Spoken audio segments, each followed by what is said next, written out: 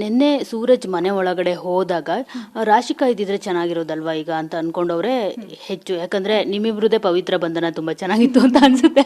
So ಆದ್ರೆ ನೀವಿಬ್ರು ಆ ಮೂಮೆಂಟ್ನ ಕೊಟ್ಟೇ ಬಿಟ್ಟಿದ್ದೀರಾ. ಈಗ ಒಂದು ವಿಡಿಯೋ ವೈರಲ್ ಆಗ್ತಾ ಇದೆ, ಅನುಬಂಧ ಅವಾರ್ಡ್ಸ್ ಅಲ್ಲಿ ನೀವಿಬ್ರು ಸ್ಟೇಜ್ ಮೇಲೆ ನಿಂತ್ಕೊಂಡಿರೋದು.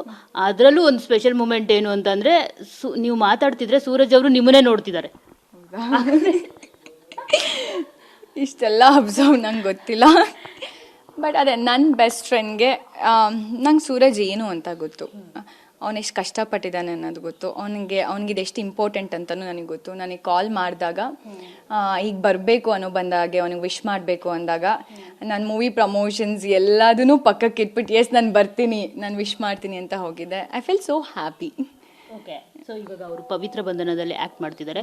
ನಿಜವಾಗ್ಲೂ ಸಿಕ್ಕಾಪಟ್ಟೆ ಎಲ್ರಿಗೂ ಖುಷಿ ಆಯಿತು ಅವರಿಗೆ ಈ ಒಂದು ಚಾನ್ಸ್ ಸಿಕ್ಕಿರೋವಂಥದ್ದು. ಸೊ ನಿಮಗೆ ಎಷ್ಟು ಖುಷಿ ಆಯಿತು? ಜೊತೆಗೆ ನಿಮ್ಮ ಪವಿತ್ರ ಬಂಧನ ಅಂತ ಅಂದರೆ ನೀವು ಯಾರನ್ನ ಹೇಳ್ತೀರಿ? ಯಾಕಂದರೆ ಇವ್ರ ಮನೆಗೆ ಹೋದಾಗ ಎಲ್ರಿಗೂ ಕೇಳ್ತಾರೆ ಈ ಮನೆಯಲ್ಲಿ ನಿಮ್ಮ ಪವಿತ್ರ ಬಂಧನ ಯಾರ ಜೊತೆಗಿತ್ತು ಅಂತ ಅಂದಾಗ, ಈಗ ರಾಶಿಕಾಗೆ ನಾನು ಕೇಳ್ತಾ ಇದ್ದೀನಿ. ಸೊ ಬಿಗ್ ಬಾಸ್ ಮನೆಯಲ್ಲಿ ಪವಿತ್ರ ಬಂಧನ ಅಂತ ಅಂದಾಗ ರಾಶಿಕಾ ಅವರು ಯಾರನ್ನ ಚೂಸ್ ಮಾಡ್ತಾರೆ ಅಂತ? ಫಸ್ಟ್ ನನಗೆ ಎಷ್ಟು ಖುಷಿ ಆಯಿತು ಅಂತ ಕೇಳಿದ್ರೆ ನೀವು ಕ್ವೆಶನ್, ನಂಗೆ ಅದೇ ಹೇಳಿದ್ನಲ್ಲ, ತುಂಬ ಖುಷಿ ಆಯಿತು ನನಗೆ ಆ ಪ್ರೋಮೋ ನೋಡಿ. ನನ್ನ ಫ್ರೆಂಡ್ಸ್ ನನ್ನ ಮನೇಲೂ ಹೇಳಿದರು ಸೀರಿಯಲ್ ಆಯಿತು ಸೂರಜ್ಗೆ ಅಂದ್ಕೊಂಡು. ನನ್ನ ಪ್ರೋಮೋ ನೋಡಿದಾಗ ಐ ಫೀಲ್ ಸೋ ಹ್ಯಾಪಿ. ಅವ್ನು ಹೇಳ್ತಿದ್ದೆಲ್ಲ ನೆನಪಾಯಿತು, ತುಂಬ ಖುಷಿಯಾಗಿದ್ದೀನಿ. And I wish him all the very best, ಎಲ್ಲ ಒಳ್ಳೇದಾಗಲಿ ಅವನಿಗೆ. ನನಗೆ ಮನೇಲಿ ಪವಿತ್ರ ಬಂಧನ ಅಂದರೆ ಸೂರಜನೇ.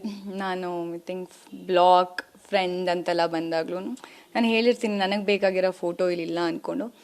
ಮನೇಲಿ ಐ ಥಿಂಕ್ ನಂಗೆ ಸೂರಜ್ ಬಂದಿರಲಿಲ್ಲ ಅಂದಿದ್ದಿದ್ರೆ ಯಾರ ಜೊತೆನೂ ಆ ಫ್ರೆಂಡ್ಶಿಪ್ ಅನ್ನೋದು ಇರ್ತಿರ್ಲಿಲ್ಲ ಅನಿಸುತ್ತೆ, ಯಾರ ಜೊತೆನೂ ಆ ಕಂಫರ್ಟ್ ಝೋನಲ್ಲಿ ಇರ್ತಿರ್ಲಿಲ್ಲ ನಾನು. ಬಿಕಾಸ್ ಈಗ ಬಿಗ್ ಬಾಸ್ ಮನೆಗೆ ಹೋಗಾದ್ಮೇಲೆ ನಮಗೆ ಯಾರೋ ಒಬ್ರು ಮಾತಾಡೋಕ್ಕಾಗಿರಿ, ನನ್ನ ಮನಸ್ಸಲ್ಲಿ ಅಂತಿರೋದು ಹೇಳಬೇಕು ಅಂತ ಯಾರಿಗೋ ಇರುತ್ತೆ. ಯಾಕಂದರೆ ನಮ್ಮ ಎಲ್ಲರ ಹತ್ರ ನಾವೇನೂ ಹೇಳ್ಕೊಳಕ್ಕಾಗಲ್ಲ.